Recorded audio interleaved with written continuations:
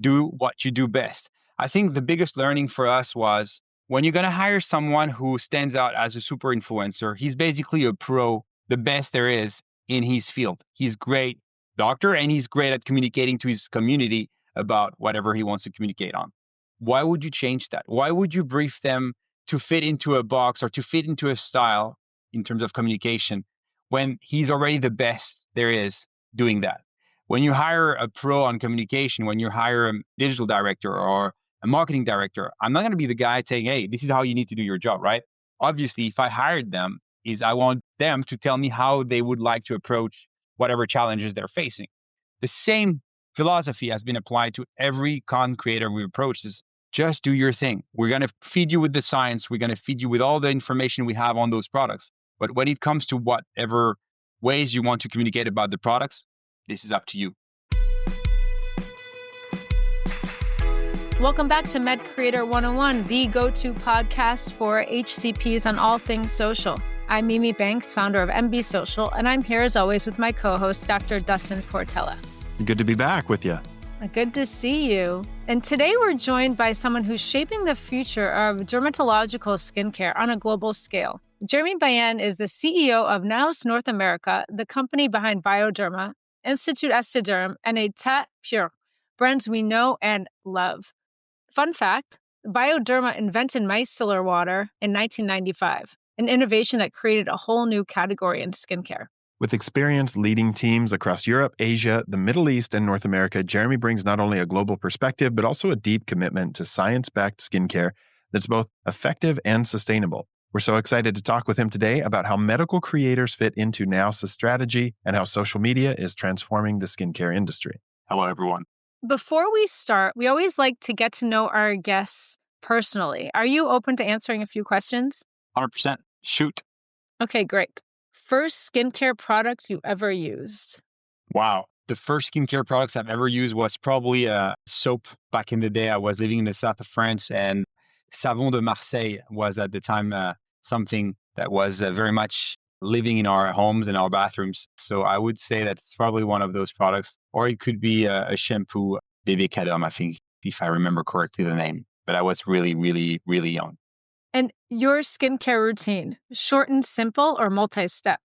It's pretty straightforward. You know, they always say that those who make the shoes usually have really bad ones. It's definitely my case. So I do get the pleasure of trying every product we have. But my routine is pretty straightforward. It's cleanser, a moisturizer, whether it's for body or face. I do have the tendency to differentiate the two. So I won't be using the same moisturizer for my face and my body. But I would say it's a two-step routine for sure. One, cleansing, and the second one is caring for my skin.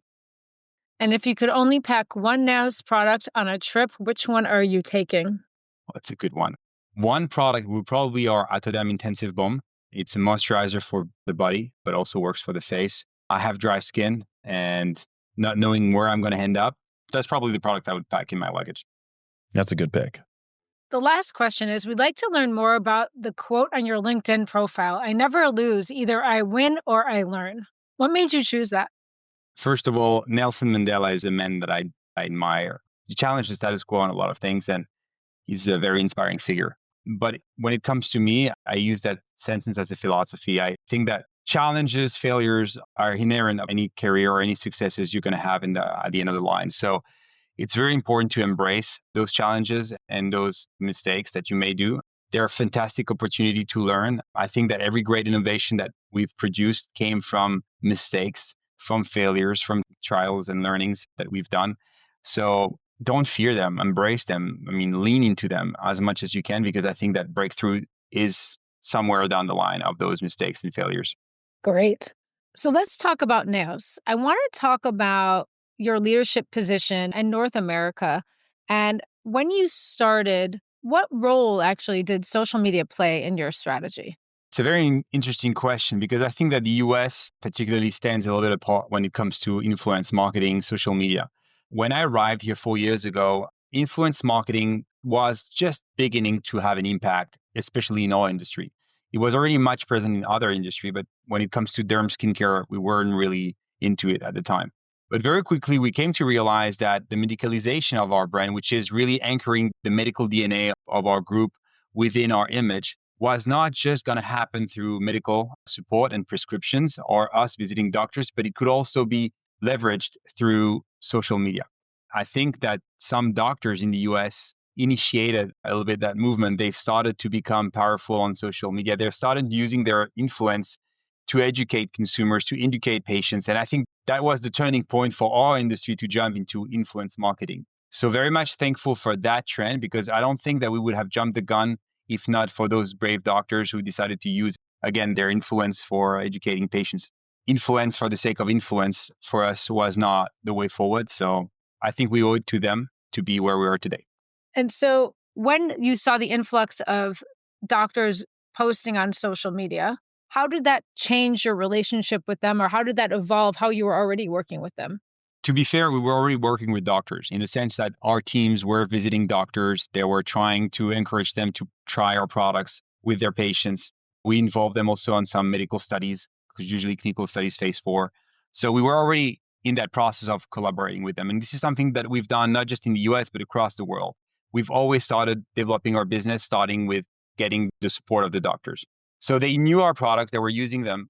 And I think that in a very organic and authentic manner, they started talking about our products on their social platforms, and we start seeing lifts and obviously interest in our products following those posts. So I think that following those first initial steps that were taken by the doctors, the influencers, we approached them and says, well, you were talking about our products in a very authentic and organic manner. Would you like to partner with us, on a bigger scale?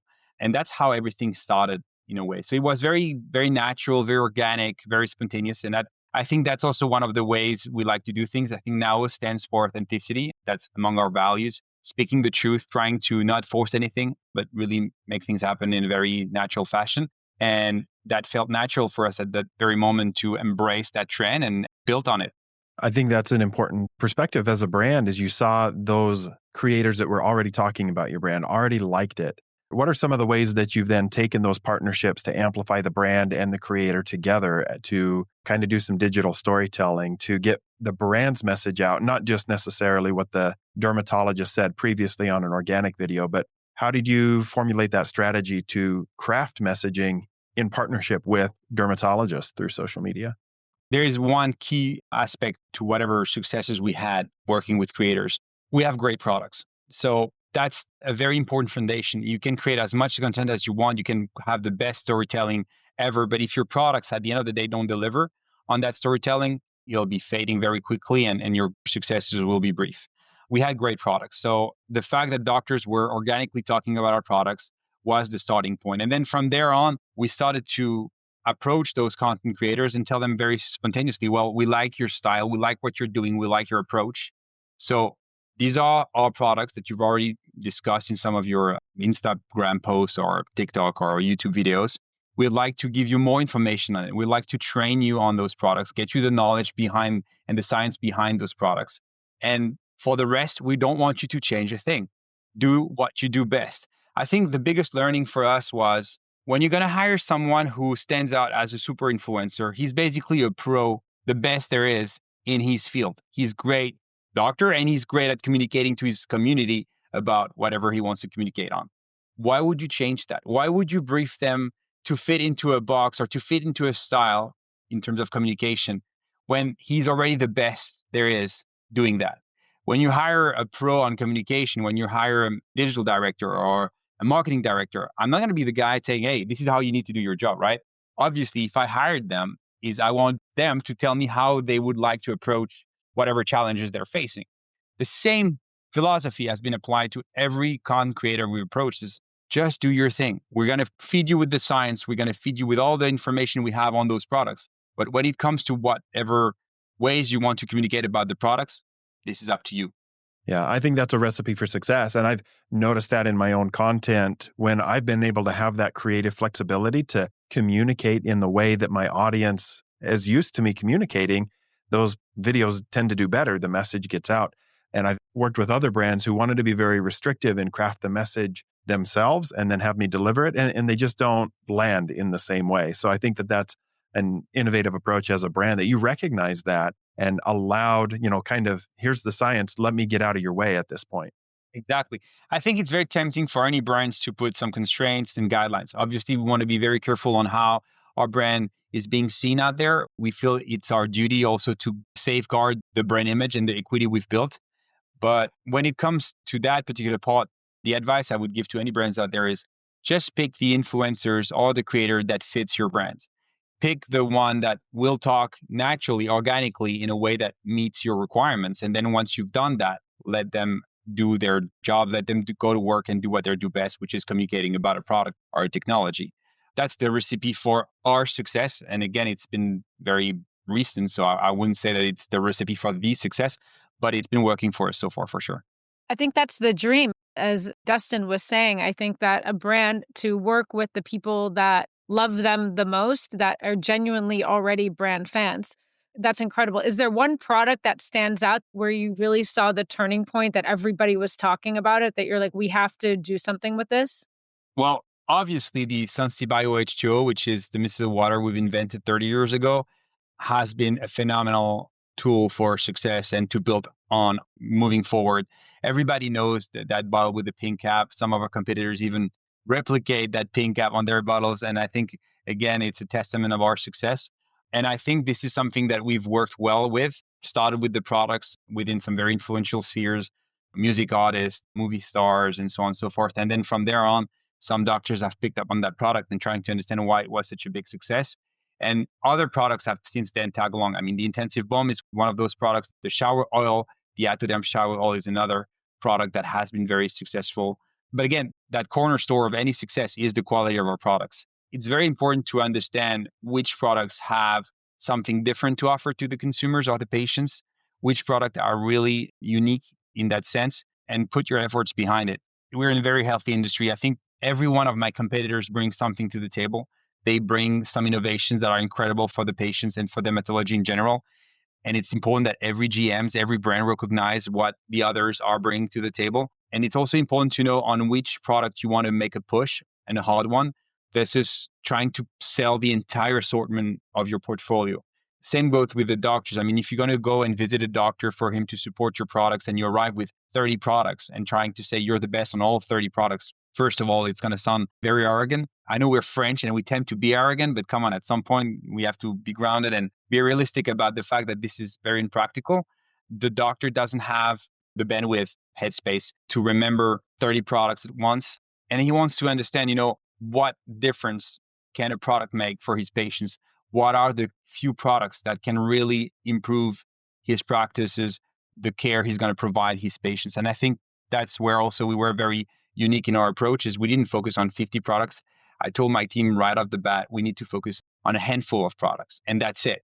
I mean, 5, 6, 7 products and put our effort behind it because we genuinely believe that those products can make a significant difference versus of what our competitors are offering. So that was our approach to be selective. So far, it's been a successful one. I know that on social media, misinformation is something that a lot of creators and a lot of brands have to manage. Has that been something that you have seen as a brand? And how do you work with creators to address misinformation out there about your company, about your products, or about skin health in general? Well, I think a lot of doctors are addressing or debunking some myth out there. And I think it's very healthy. Again, I think this is one of the things that we were interested in as doctors that are generally into making sure that people make the difference between fake information and real medical advices. So that's something that we definitely like to see. And I say we as an industry. Now, when it comes to our role in it, well, making sure that, again, we feed them with science and knowledge about our skincare is a key aspect to it. We do a lot of medical studies, clinical studies to ensure that our products do deliver on the promises that they're advertising. We do make sure to involve doctors, scientists very early on when we're developing products. So I think that making sure that whoever is using our products has that knowledge is key. But again, we're no doctors. We're just a brand. I think we need to also stay in our lane.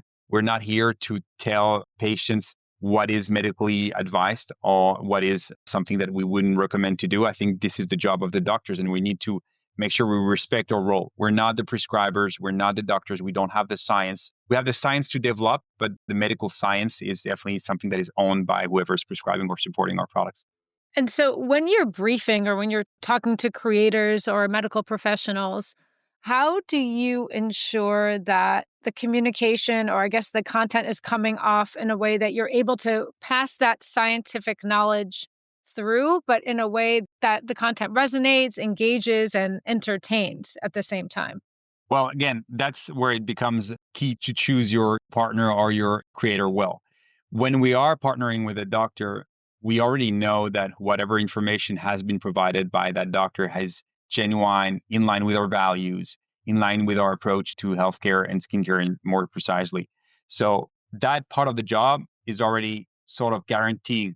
It's already done before you start. Exactly. It's already kind of done before we start. Again, then it's about making sure that we assist them in whatever creative process they have in place for the storytelling. Sometimes they call us and say, "Hey, I have that idea. I want to do this. I want to do that. What do you think about it?" And then we will obviously exchange ideas, but usually we try to avoid challenging the creative concept. We try more to lean into it and try to see how we can feed them even more relevant information regarding the creative process that they're into. So again, our job is really not to get in the way and more supporting them in everywhere we can.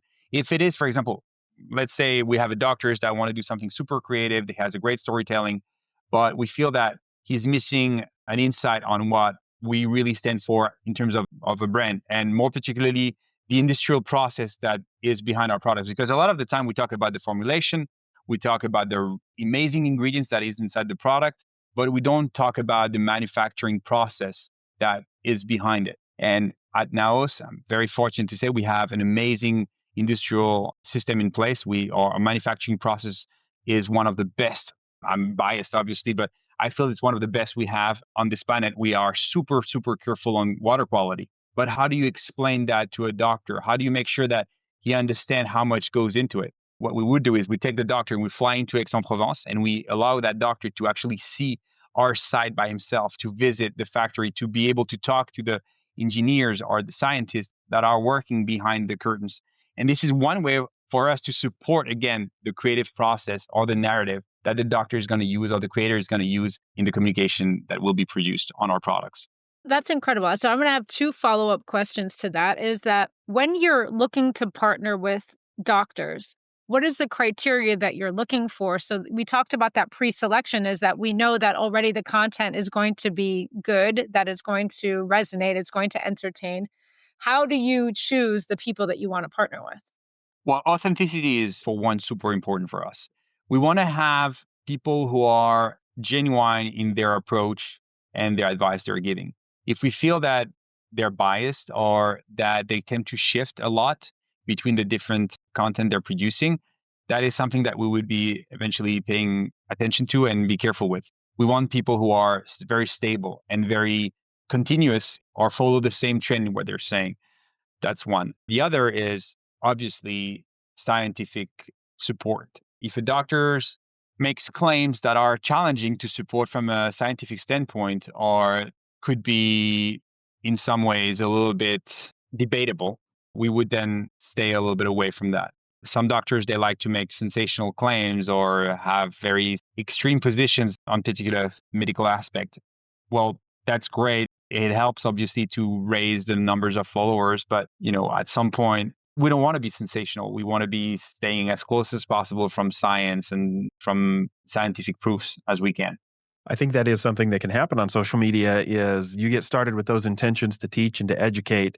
And it's just the way that the programs, the algorithms are designed is to get the creators also to chase those vanity metrics. And maybe one time you make a mistake and say something wrong, but you're like, oh, that did really well. Maybe I can push the boundaries here a little bit.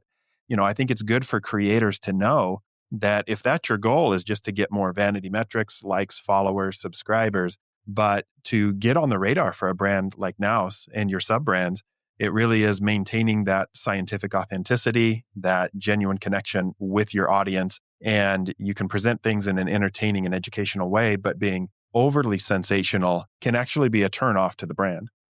Definitely. Partnerships are usually created over time, and we are a brand that hopefully will still be in the US, still selling 15, 20 years down the line. To associate ourselves with someone that is very volatile in terms of claims or content can also be a liability. We are here for the long run. We're not here to create a very fast fairy tale. We're here to produce a long-term success story. So again, volatility for us is something that we want to stay as much away as possible.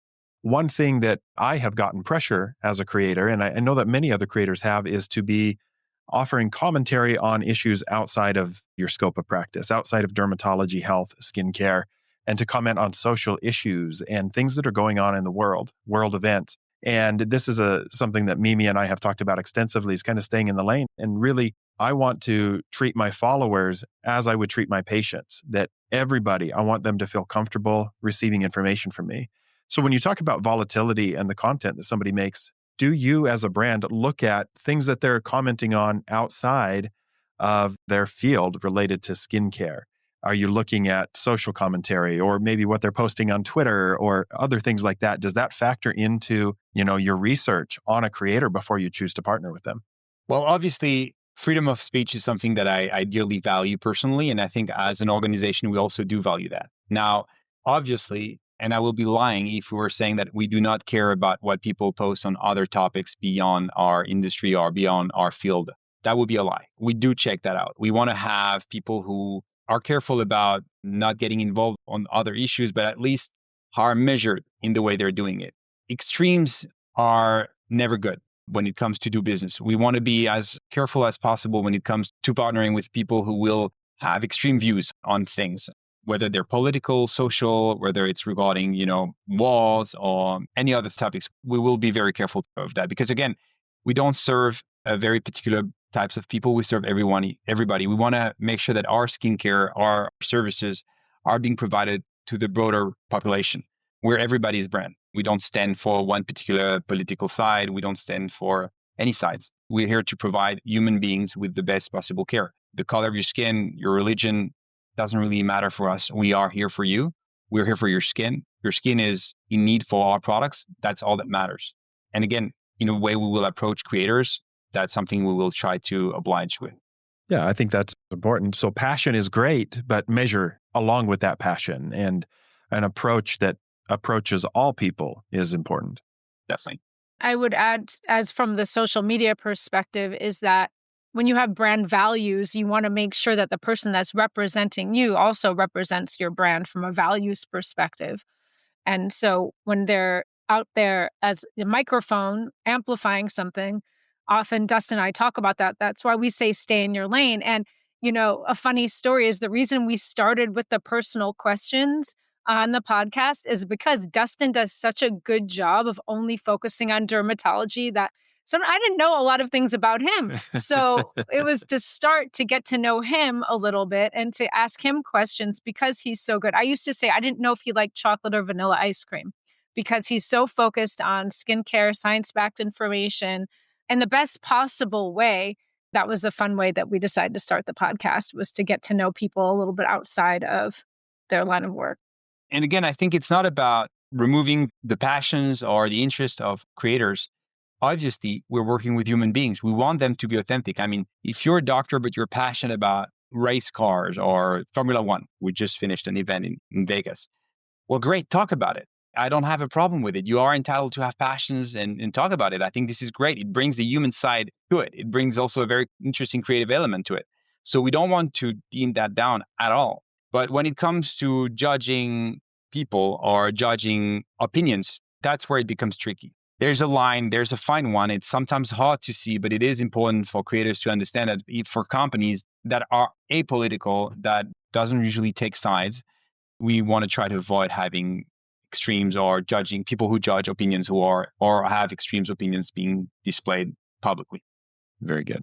We agree with that approach tremendously. And so another interesting question is, when you are looking for creators, do you have a platform now that you prioritize, Instagram, TikTok, that you're looking on? It really varies on countries. It varies on also brands because we have 3 brands. Some brands are more inclined to be on certain platforms versus others. But I'd say that today Instagram is growing, TikTok is massively growing, and this is something we've neglected a little bit on our side for the past few years, but we're very much into it now. YouTube still remains a very powerful ways to communicate. If you have substantial content, if you want to have more lengthy storytelling behind your product. So I would say that if your story is going to be a bit complex or require a little bit of additional communications on it, YouTube is probably a good platform to do that. It comes back to you're going to pick an influencers or you're going to pick a creator that work well with certain platforms. This is also something you decide when you're picking up the creators and not, let's say I have someone great for TikTok. And then all of a sudden I'm like, oh, I want you to do an amazing training piece or storytelling piece on YouTube. Well, no, you should have picked up a creator that works well with YouTube and not someone who works. So it all goes back to that very first step that I would advise people not to miss. Yeah, find the strengths. Yeah, find the strengths. But I think my question also goes back to if someone wants to get on your radar. They're obsessed with Bioderma. They're obsessed with the micellar water. It's their go-to. How do they get on your radar? How do you say, okay, please consider me, or I create great content. I want to work with you? Well, first of all, if they are growing their audience, if they are very authentic in their approach, if they are providing their patients and audience with healthcare advices that resonates with who we stand for as a brand, you will be on our radar, whether you work on TikTok or Instagram or on YouTube. But then again, sometimes we see also young creators who are looking for a shot at fame. Fame is the result of a lot of things, not something that you seek. It's the result. What you should be seeking is the process. How do I work well? How do I provide consumer with valuable information? What is my ethos? What do I stand for? And how do I make sure to stay to that ethos, no matter what the creative process is behind the content I'm going to be pushing out there? Those are the things that matters, not fame. Fame will come if those things that matters are taken care of along the process. So if you want to be on our radar, don't seek fame. Seek the process, seek quality beyond anything, and you will be on our radars. We'll come and look for you. I think that sums up everything that we've said on the Mid Creator podcast since day one, is you have to enjoy the process.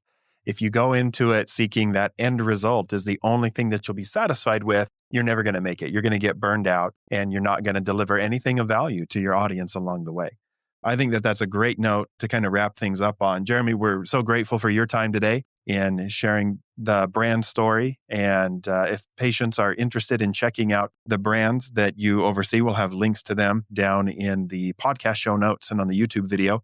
And we'll also have your social links there as well so that consumers, other physicians can connect with your brands and work on getting on your radar and tagging you in their stories and in their posts. And they might not know that they're already on your radar already, as you said. Most of them, those young and growing potentials of influence marketing, those young doctors who are also creators, you are on our radars. And one day you'll get that phone call or you'll be in touch with us to create some beautiful storytelling on our products. Thank you so much for having me. Thank you also for trying our products, reaching us to us. It means a lot. I think we're successful because you guys are out there. You are a very big part of our success story. And I really thank you from the bottom of my heart for making sure that the good information and the good products are being pushed out there. So thank you very much. Thank you. Thank you for joining us for this episode of the Mid Creator 101 podcast with Jeremy Bayen. We've got some excellent insights on a brand who has a mission of sharing science-backed skincare with creators who align with that mission. If you guys would like to connect with them, their information will be in the podcast show notes. And as you're listening to Mid Creator 101, please leave us a 5-star review anywhere you listen to podcasts and share this episode with a friend.